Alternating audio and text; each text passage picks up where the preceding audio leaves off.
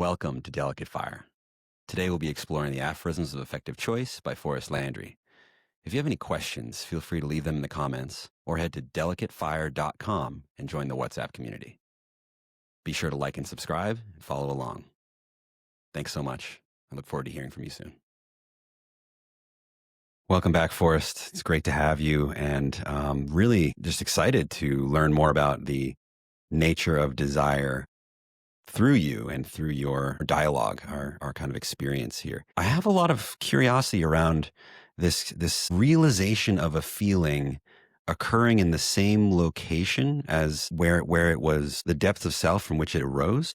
I'm wondering if you can speak more to that. What is that in practice? If I've experienced something, maybe it was really challenging, a challenging experience at a really deep depth of self, how do I meet that and heal that with contact without re-traumatizing myself? Or what is the, maybe you can speak a little bit to this. That's actually a pretty important question. It's basically like saying, how do we heal trauma? So that's going to require us to kind of unpack what is trauma, so we have a kind of idea of how to address it. And this is going to go a little beyond what we're talking about with desire itself, but it's an important topic. So let's do this. The main thing that is important is to recognize that learning and trauma have a lot in common. Basically, we can think of trauma not just as an assault on the body or a place where perception is interrupted, but more that our imagination of what could be has been interrupted. If we are learning in life that, this experience implies these outcomes, if I see these signals, then I can expect maybe these future events. Then in effect, there's a sense in which trauma is where we've had an experience where our experience of those signals that became a very difficult experience completely overshadows any possibility of us imagining anything else being the case.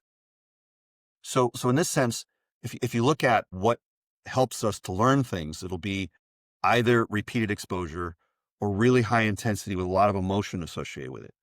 So for instance, if I have profoundly painful experience, my body is like gonna remember that. It's gonna basically say, wow, that really hurt. And it's gonna remember everything that happened around that particular thing to try to avoid future pain. So in this sense, trauma is something that we learn because it had all of the ingredients to create a memory of basically a bad experience. And this can occur at a particularly profound level. Like, there are examples of people, for example, they eat something and it makes them sick. And ever after that food, even if they just see it or smell it, it's just going to cause a disgust response.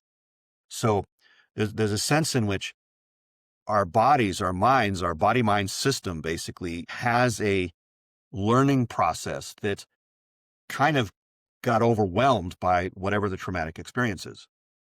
So therefore, to heal trauma essentially is learn more than just the one painful experience that we had. It's like it's to basically learn things in addition to. You're not going to be able to kind of forget the original trauma, but on the other hand, you can kind of learn the things that you would have learned, except for the fact of the bad thing happening. So in this sense, there's a reality to the question of like, how do we have other experiences that are different than the traumatic experience, and with enough confidence that we can kind of enter into that experience to give ourselves permission to have that experience, because we're going to want to avoid everything around that. Our learned response is so strong that one of the tactics that people use is to just basically say, I'm not going to want to do anything with anything like that. So there's a sense in which, it's called, in some circles, it's called desensitization, where you get a gradual level of exposure. And each time you have that exposure, you have an experience which is better than, or different than at least, the original experience. And so gradually you can build up a kind of confidence that, yeah, it won't be terrible every single time I have these sort of signals. So in this sense, that process wants to be something that occurs in a way that your nervous system can learn it. And it wants to occur in a context where there's some mindfulness, there's some container, there's a person there who's traversed these sorts of experiences and can kind of be a guide and a support system, a sort of scaffolding to help you to have better experiences in those same spaces. Now, we can maybe learn how to do some of these things by ourselves, but honestly, it's just much easier in the company of other people. So this is part of the reason why the skill of developing, real rapport, real trust with another person to really know what is a friendship relationship? What is a good therapeutic relationship? What does it mean to basically have the confidence that although I don't myself in my body mind know that there is an alternative experience that could be had that I could learn, that I can imagine as being available to me, that I trust this other person to have had these experiences, to know how to create those capacities within me to imagine those kinds of things. In this sense, we're looking at a kind of model of the therapeutic relationship fundamentally. And so in this sense, like I said, there's a sense in which the relational process is actually quite crucial because a lot of times the experiences themselves are in a relational context.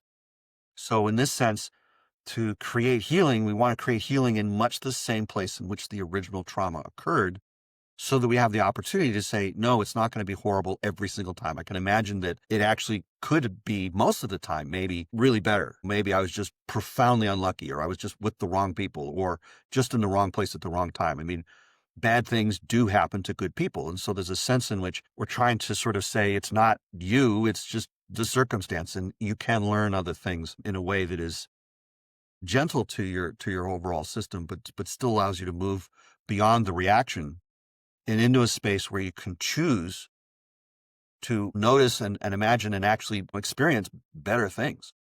Mhm. And it's kind of a basic idea that trauma is about learning and that the healing of trauma is also about learning and that, a relational wound wants to be healed in a relational way. But, when you think about it, it kind of just makes sense. Beautiful.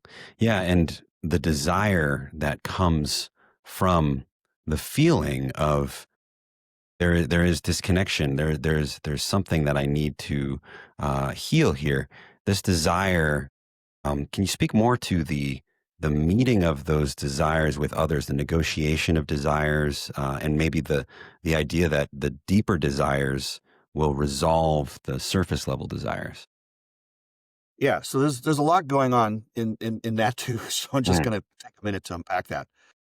So one of the things that we notice is that, uh, and, presuming that we're making the distinction between want, need, and desires, is that we notice that they don't really just occur by themselves. I mean, while we can identify them as being originating and resolving in the exterior or originating and resolving in the interior or in the relational between self and other, self and world or things like that, basically relational. You don't have an inside without the outside. And you don't distinguish between inside and outside without having some notion of a relation between the inside and the outside. So in effect, these three concepts are always co-occurring. They're never perfectly separate from one another, even though they can be perfectly distinct from one another. We can have a concept of inside and outside in relation, but it doesn't mean that those are separate from one another. It means that they're co-occurring. And so in this sense, when we're talking about how to address a healing, like if it's something that, is happening at a cellular level, if that's where the trauma is, then to some extent we're going to want to heal it at a cellular level. And if it's something that happens in the world, in your experience of the world, if that's where the learning is, then to some extent we're going to want to address it in that context, right? And so in this sense, when we're looking at relational process, it isn't necessarily obvious what scale that is going to be at. So for instance, when we're thinking about the interior, we're tending to think about microscopic process like cellular metabolism and chemistry and nervous system process and so on is all like really, really fine, really fast and distributed everywhere within the interior. Whereas when we're looking at things that are in the exterior, having to do with wants, for example, they tend to be macroscopic. I want the car. I want the vacation. And whatever it is usually singular and quite large, like not microscopic, like probably bigger than we are as individuals, bodies in space. So there's a sense in which when we're looking at the relational, right? So if we basically are talking about the scale of very small and the scale of very large, like I want world peace, then in effect, there's a sense in which the interaction can include or span across multiple scales. So when we're talking about desire, again, I could talk about my desire, but it really isn't like that because it's in the relationship. So then really what we're negotiating is our desire. Like if you were a woman and I was a guy, I mean, we might be talking about our desire to basically make a family or something, but there's a sense in which there's relational element that has these multiple dimensionalities because, I could be thinking about it in terms of very specific things, or I could be thinking about it in terms of overall qualities or overall feelings. What is family? Well, it's neither something big nor something small. It's kind of like in between, and you extend in both directions. So, in this sense, when we're basically kind of figuring out like what is it that we want, like if we're a couple, for example, and maybe I want to go to the movies and you want to go to this restaurant or something like that. There's some sense in which those desires are kind of like short term, just affecting this evening. Now, in this situation, you might notice that, well, actually, these are reflective of deeper currents. And those can come from basically anywhere, right? Like it might be the case that my desire to see a movie is based upon I saw this advertisement of it previously. And it might be the case that if I was the person wanting to go to the restaurant, if you basically looking at that, it might be because you're hungry, which is a need, right? It's like your metabolism has basically at a microscopic level have created signals to you internally that your body, your cells literally need nutrition, right? I mean, it's kind of an interior thing and that interior thing again, right? So in this particular sense, we're saying, okay, well, the desire to go to the movie and the desire to go to the restaurant actually originated from a want and a need, respectively, in this case. But the thing is that you'll notice that that's just one way to sort of think about it. There's another sense in which, if I notice that you want to go to the restaurant, I might actually take that in and I might say, yeah, I'm actually really invested in your well-being. I would love to see you feel comfortable and satisfied. I want you to have a great experience. I want you to really enjoy your day. I want you to enjoy my company because, to some extent we're going to live together and this is a good thing, right? So there's a sense in which I'm basically therefore learning of your desire, responding from a deeper level desire, which is more encompassing. Hmm. So in a sense, the desire for another person to be healthy or to have a good life or to have a good experience or to have a great memory of this evening is something that spans in time beyond just this evening. So in this sense, we can say, okay, well, the deeper desire of, I want you to be healthy, or you might want me to have a wonderful experience.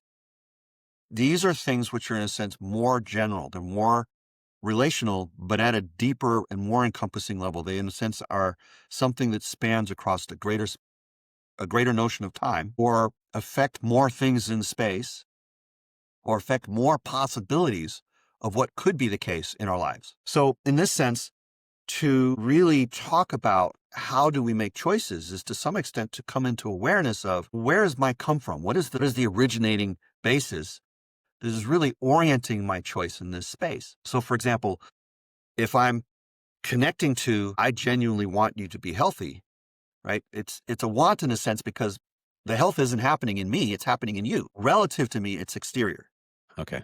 right? But in this particular sense, it's something which is fundamentally gonna affect us relationally. Like if you obviously get sick and perish, the relationship is over, right? So there's a sense in which there's a notion here of really answering to larger, more sustaining, more subsuming orientations around choice. So it's basically like if I'm gonna make good choices tomorrow, it's because I made good choices today. I set it up. I basically, like if I was doing a game of pool, if I do the move right, I don't just sink the ball in the pocket where I want it to go. I also set it up so the cue ball is in a good place to sink the next ball in the next pocket. And if I'm good at doing this arrangement, then ultimately over time I will just be successful. I'll win the game. In the same sort of way, the choices that we make now can affect the choices we make tomorrow. And in this sort of sense, as I become aware of the more encompassing desires, as I start to notice the surface desires and then the deeper desires and the even deeper desires, the more of that stack I can become aware of, the more I can choose in a way that is consistent with all of them. There's no necessary conflict with surface desires and deep desires. There's usually a way to resolve all of them at all levels of depth simultaneously, and it's worth searching for that.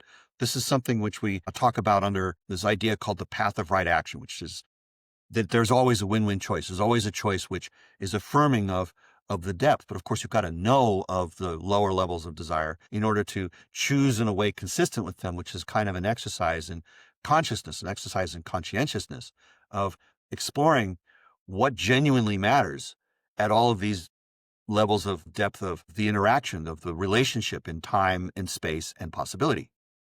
And so in this particular sense, this series of ideas is a kind of organized and somewhat precise way to find out what are those desires, right? We have an awareness of what to look for, right? Inside, outside, and in relation. And we have an idea of, oh, I want to think about it in terms of longer spans of time. I'd like to think about it in terms of affecting more people, like what are the consequences of this that is going to affect more people, perhaps, or more situations. So that's a kind of space orientation. And then, what are the possibilities? What does this lead to in the future? Like, what does this open up as future potentials? Like, if you go to school, you might discover you have access to situations and possibilities that you wouldn't even have known have been a possibility previous to that.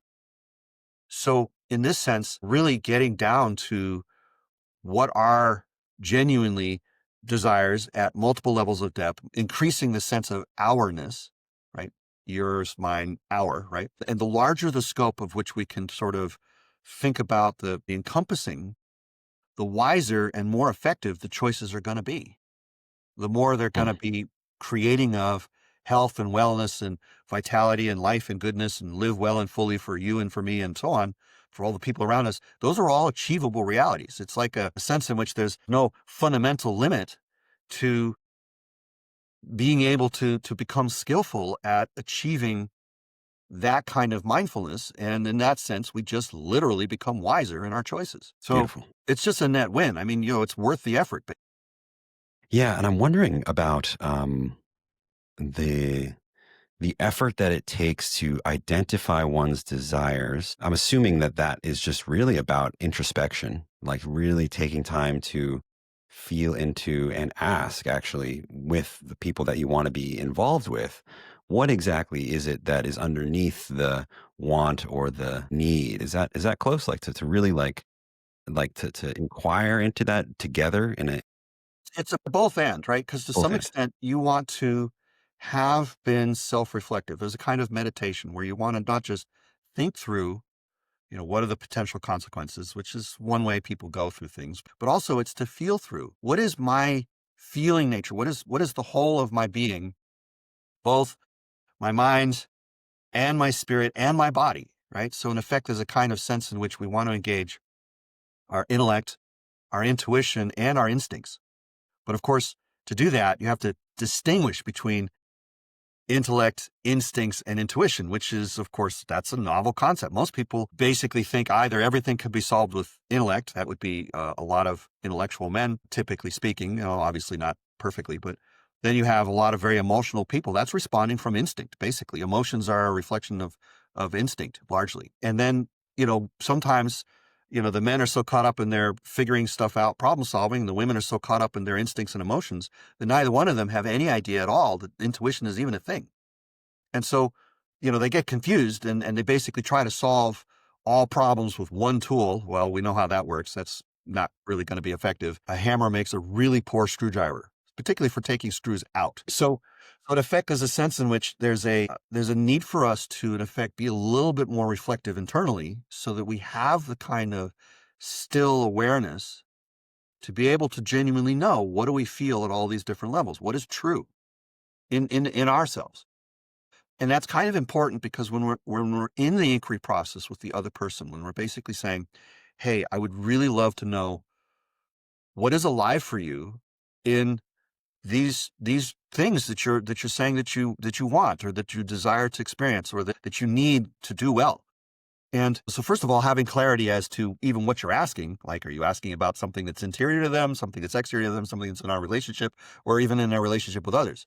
There's a sense in which just having clarity as to what it is you genuinely are seeking to know and to understand. But moreover than that, it's the case that if you are coming from a calm place and you are coming from a place where in that calm, you have compassion, you have care, you have a sense of genuine positive regard for the other. You're genuinely motivated and interested to their well-being because you sense it as being something that would help them to become even more beautiful, right? This is back to the notion of love is that which enables choice. But there's a sense in which if we are really looking to, first of all, be centered, be listening, and second, in that presence, to genuinely be caring and compassionate and to therefore attune to the other person in a gentle way.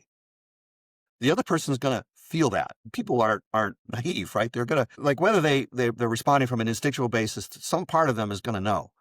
And so there's a sense in which your calmness and genuine care is going to be felt by them. And they're going to basically say, okay, I can actually talk about this. I'm not going to have my desires, my feelings, my intentions used as tools to manipulate me.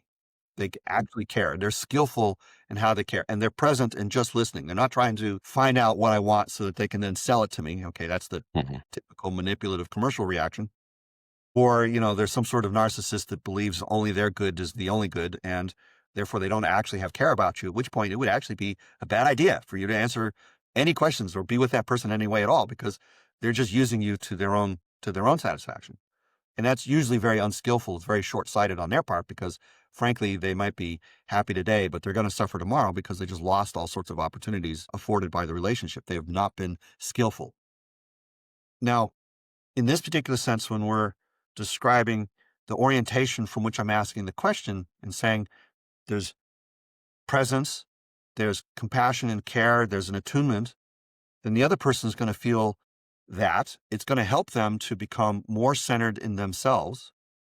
Your sense of calmness is going to help them to get in touch with their own calmness, their own sense of meditation, so that they can start to feel into what's really going on for them.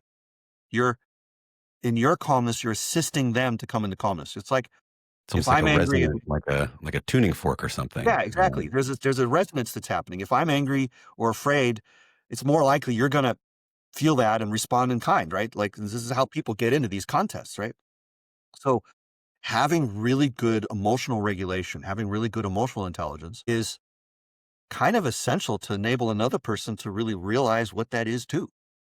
And so in this sense, if I'm in touch with what my desires are at a profound level, it'll enable you to get in touch with what your desires are at a profound level. And therefore, for us, standing side by side, looking into the world, to really be able to see what is it that's truly our desires together to affirm and fulfill all of this. And this is the partnership that basically everybody wants. But to get to that, you have to do the work. You have to become skillful in distinguishing between want, need, and desire, distinguishing between instinct, intellect, and intuition, because there's a lot of people in the world that think they're from an intellectual basis, but they're actually operating from an instinctual one. They say, there's some sort of robot, an intellectual up in Silicon Valley who's, venture capital or whatever, and they're profoundly scared people. They're trying to deal with it intellectually. It's like they put on these blinders. They're going to do whatever it takes to basically make a lot of money, but they're really basically just trying to prevent themselves from being further abused by the commercial system that they're using to abuse other people. It's just perpetuating the same cycle over and over again. So it's sort of like this contradiction. People moved into this notion of life, liberty, and the pursuit of happiness. They assumed that wanted to be interpreted at an individual level, which was a really novel concept in the Middle Ages. And then from there, they basically, totally let go of the idea that life, liberty, and pursuit of happiness might apply at the family level. Maybe it applies at the community level, like life, liberty, and the pursuit of happiness for the tribe, right? Like that's actually a thing. And so out of this confusion, um, and the fact that, a lot of people in the Middle Ages had been abused by systems. The church system had its own inequities, the government process, kingships and so on and so forth. You ended up with petty dictators throughout the bureaucracy. I mean, there were lots of places where people were basically saying, I want some distance from the system. Action abuse was a thing and still is a thing. And so people want, frankly, FU money, right? They want to have a sense of, I don't need to depend on you anymore. So you can't hurt me. But that desire is actually just not very affirming, because if you basically separate yourself from literally everybody else, then you're not going to experience any joy either. The joy comes out of the relationships, comes out of the experiences.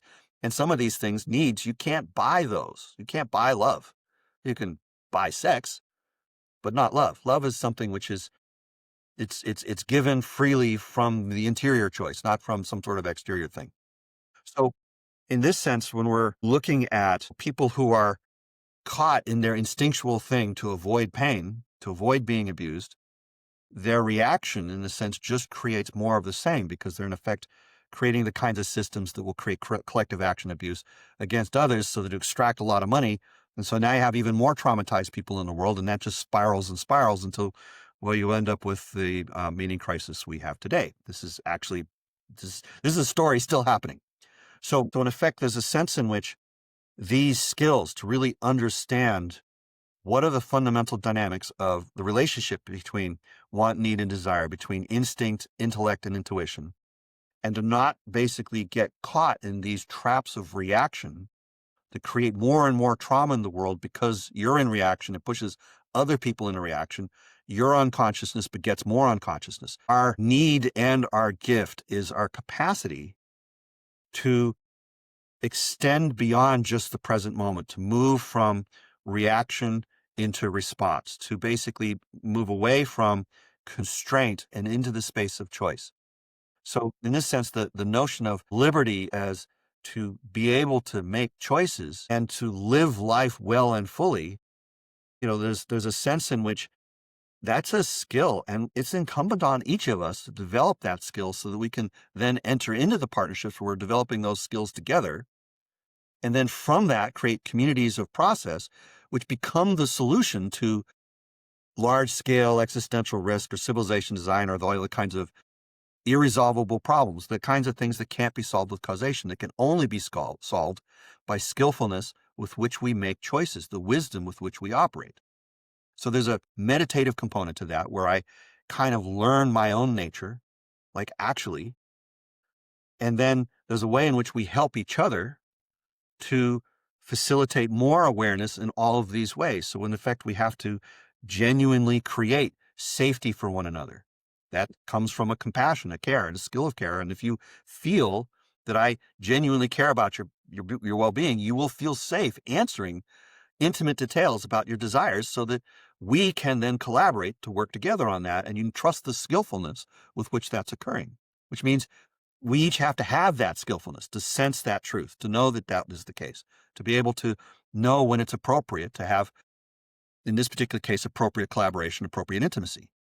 So, in effect, I'm just describing all of these dynamics and basically just naming that all of this is just true. I'm not trying to convince you of any of these things. Notice your own life, like explore what's actually going on. Be willing to see what are the dynamics driving all of this, and you'll see all of these same things. I'm just pointing it out. So in this sense, what we're wanting to do then is to not just create safety for one another, but to create a sense of belongingness together, right? So our desire, right? Now belongingness feeling. And to, in a sense, uphold the dignity of these fundamental processes that drive all of us, that these are actually good things, that they are worthy natures, that in effect, it's not so much about deservingness so much as it is just about the goodness is in you. And to some extent, it's important for us to just discover that, uncover it, to in a sense, create the clarity through which we can move. Clarity isn't just the ability to see through.